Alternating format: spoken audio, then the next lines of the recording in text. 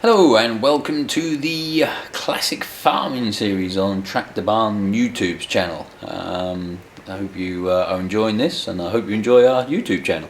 Plenty of other stuff on here to have a look at, apart from the classic stuff. There's modern, vintage, all types of stuff. But anyway, let's continue with the classic farming series, still in 2002.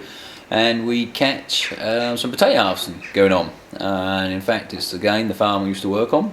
We were out on contract for a local vegetable grower, actually on the field right behind my house actually, so yeah, even better. But we see there a Renault which was new then, Renault 556 RX, very nice tractor this was, I must admit, one of my sort of favourite tractors. It's on a Reekie Cleanflow 2000, had no problems on that at all, really suited to the job.